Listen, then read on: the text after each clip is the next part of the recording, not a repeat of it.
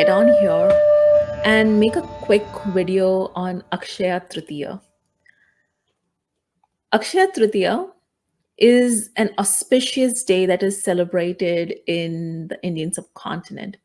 It is celebrated as the day when both the sun, we have the sun here in Kritika Nakshatra, and the moon, sun in Aries and the moon in Taurus, actually, that's not the exact degree of exaltation, but the sun and the moon are exalted in their respective signs, a zodiac sign. So Aries is a zodiac sign which is 30 degrees long. Taurus is a zodiac sign which is 30 degrees long, and the exaltation of the sun is in Aries, exaltation of moon is in Taurus. And when these planets are in this position in the month of Vaishakha, we celebrate Akshaya Tritiya. It's considered to be a really auspicious day because the sun represents our soul, our true soul nature, our connection to the divine, and moon is our mind. It represents our mind. They both are exalted, so the moon is really grounded in the sign of Taurus. It's not, there's a Hindi word for the mind called chanchal, which is like constantly wavering. The mind doesn't waver that much in Taurus. Grounds really well because Taurus is an earth sign. It's a fixed earth sign, and the moon is able to really ground. And your mind, moon is your mind. Your mind, you're able to focus on things that you really need to focus on. People celebrate Akshaya Tritiya because it comes once a year.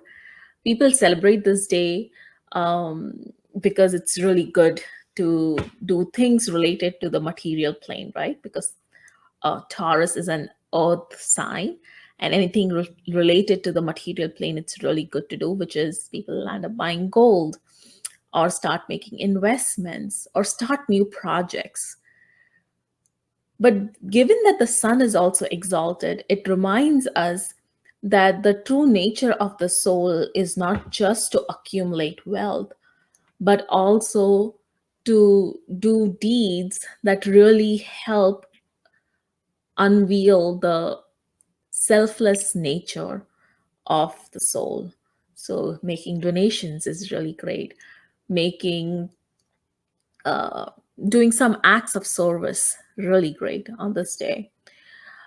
And you know, when I was growing up in India, it was very common for the people, especially in the west of the country, um, to buy gold or to make investments or to create a fixed deposit in a bank or create a new savings account on Akshaya Tritiya.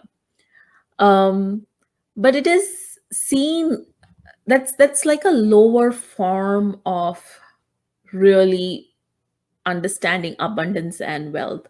What this day really signifies is to become financially literate, right? When you buy gold, you're making an investment, not by borrowed money, but by your own income, your own savings, or you're starting a business, again, not by borrowed money, but by money that's earned by your own sweat, blood, and tears.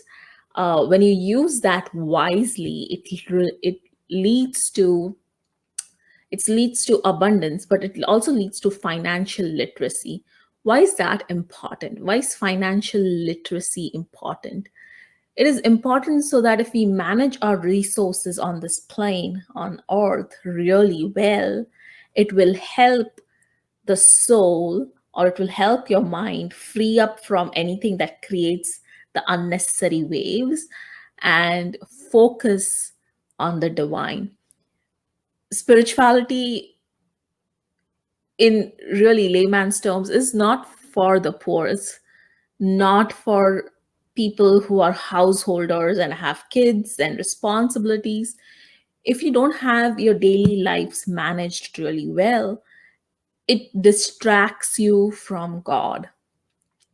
And I have a really beautiful story which is related to Akshaya Tritiya, um, which is of Krishna and Sudama. Krishna and Sudama, Um Actually, I have a picture here. Krishna and Sudama, they were best friends. They grew up together. They were kids and they played together. Krishna was the warrior, Sudama was the Brahmin, but they went to the same school. They went to a Gurukul, they went to the same school and became the best of the friends. Now, fast forward in their adult life, Sudama is still a poor Brahmin. He sits in a hut. He has a hut. You can see in the picture a broken hut. He has several children that are almost malnourished. They can't make ends meet. Sudama, being a Brahmin, never thinks about money, but then feeding his children becomes important. So he doesn't know what to do. He's very stressed about how to manage his resources. His wife, in turn, reminds him of his beloved friend Krishna. And Sudama talks about Krishna all the time. So the wife reminds him of Krishna, and she's like, maybe you should go to Krishna and ask for money so that we can at least get our met, right? And Sudama is immediately reminded of Krishna and their childhood memories. And they used to play together in the Gurukul. Krishna would come from a wealthy family, and Sudama came from a poor Brahmin family. And, this is a good example of how casteism was not really a hard and fast rules where different castes would not mix. This example reminds us of a Brahmin and a person from a wealthy warrior class getting together, growing up together in a Gurukul, learning together. And Krishna was very mischievous. Krishna has everything at his beck and call. And but he would always bug Sudama for his snacks. He remembered that Sudama would get these snacks made of flat flour, rice flour, and that Krishna really liked. So instead of eating his own lunch, he would be eating Sudama's lunch, who his family barely managed to put that lunch together, right? Um, so Krishna was mischievous that way. So, Sudama remembered of all their great memories together, and he decided he's going to go and see Krishna. And he was like, if not for money, he just wants to see his school friend, right? So Sudama sets out on this journey, and it's a long journey. And then he comes to Dwarka, and he's surprised. He sees this big city that is so opulent. He just doesn't fit like his tattered clothes. And that day happens to be the day where Krishna is in the sabha. He's in the court, and there is a lot of celebration. People are there, they are seeing him. There is music, dance, and Sudama is just in awe. He doesn't know what to do, and he sees his friend from a distance. He sees him, and he's just so overjoyed to see his friend, but doesn't have the guts to go and approach Krishna because his clothes are dirty and he's just journeyed, and he's just a poor Brahmin. He's just a poor priest class person, right? And Krishna spots Sudama. He spots, like, in that entire crowd, he suddenly spots his friend, and he's so excited to see Sudama. He runs. Krishna actually runs to Sudama, and he hugs him really tight, and he's so happy. So in that entire crowd of these rich people and rich merchants, Krishna brings Sudama, and he brings him to his uh, court. And he treats him so well. He gets him seated. He washes Sudama's feet with water. So Krishna is this king, and Sudama is like a poor Brahmin, but he still washes his feet. and he's constantly like wanting to talk, and he's asking Sudama all these questions. And then he suddenly sees that Sudama has this small cloth bag. And, Sudama doesn't want to show that bag to Krishna because that bag has been packed by his wife.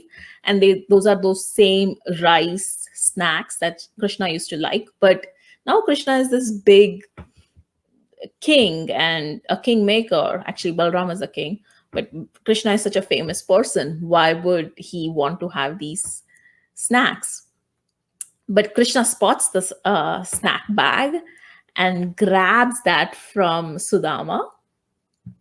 And Sudama is all embarrassed and starts to eat. So he takes a big morsel and he eats the rice snack. And then when he's about to take the second morsel, Rukmini, who is an incarnation of Lakshmi and Krishna's wife in that incarnation, stops him. She holds his hand and she stops him. Um, and, that happens. And Krishna and Sudama are like so happy to be united. They spend several days together. They are reliving the memories of their childhood, of how they went into the forest, how they played a game, how all those crazy, mischievous things that Krishna did, and he got all these little boys involved in his tricks about eating butter and all of that. In all these conversations, Sudama completely forgets that he needs to ask Krishna for money. He's just so overjoyed and full of love for Krishna. Sudama suddenly remembers that he needs to go home. So what he does is, and he also remembers at that point that, his wife is trying to make ends meet, but he feels very embarrassed to ask for money. He's just so happy to see Krishna. He tells Krishna he needs to go home. He has a wife and he has several children that he needs to look after. So Sudama goes back home. After journeying for several days, he comes back and, he cannot find his hut. What happened to his hut? Instead, he finds a big palace in the place of his hut. And, the surroundings of his palace is full of, it's like a big garden. There is pond, lotus is growing. And he sees his children in a distance, all dressed really well. And then he sees his wife. She's also decked in jewelry and nice clothing. And his wife comes running to him. And he's like, what happened? He's just so disoriented. He can't understand what happened. And then he remembers that it is Krishna. Without asking for his needs to be met, Krishna gave him everything. Everything. So when I told you Krishna took a big morsel of the rice snack that Sudama brought for him in the palace, in Krishna's palace, in that one morsel, Krishna says, this satisfies me and the entire universe, which is Krishna himself. And as soon as Krishna has that one morsel, Sudama is given all the opulence and all the abundance for this life and the next. When he's about to take the second morsel, Rukmini actually stops him. She holds Krishna's hand and she says, no, no, no, you can't do this. And that's because if Krishna would have taken the second morsel, he was so overwhelmed by the love of Sudama that Krishna would have given away all his abundance and wealth to Sudama, which Krishna really needs in that lifetime. He needed that to be able to do what he's doing. Rukmani herself stayed in Sudama's quarters. She's Lakshmi, and made sure that throughout his stay, she blessed him with more abundance. She's Lakshmi, remember? So it's really important for us to think about Akshaya Tritiya in terms of love and devotion that we can have for the divine, instead of thinking like today is the day we go and buy the gold, right? If you're completely immersed in your connection with the divine, and whatever way you do it, whether you go to the church, whether you go to the mosque, whether you go to the temple, whether you believe in Krishna or whether you believe in Shiva, whatever way you see divine, or you're an atheist, you just believe, you don't believe in any god, but you believe in a higher power, or an agnostic, just having that pure connection with the divine itself will bring you abundance instead of you chasing abundance, you chasing Lakshmi, you chasing that gold coin in this life. And also becoming financially literate, right? Whatever money you have, how do you spend it? Do you spend it on things you need versus the things you really desire, right? For example, you need a car to drive to work, but do you really need a Mercedes or a BMW? That becomes a desire, right? The need would be to have a simple car, but you can use the rest of the money and invest it and become like financially literate, but not let finances derail you from your love and devotion to God. So that's what this whole day is about. It's about the love of, it's a very auspicious day. And if you choose to invest this day in your love for the divine, you don't have to go out and buy gold. Gold and money and wealth and opulence and abundance will come to you. Your job is to seek the divine, not seek wealth. Two different things. We need to keep that in mind all the time, right? I just wanted to come here and talk about this. I hope this is helpful in aligning you on Akshaya Tritiya, which is May 14th in India, and also May 14th here. The sunrise of May 14th is Akshaya Tritiya in the West. Have a blessed Akshaya Tritiya.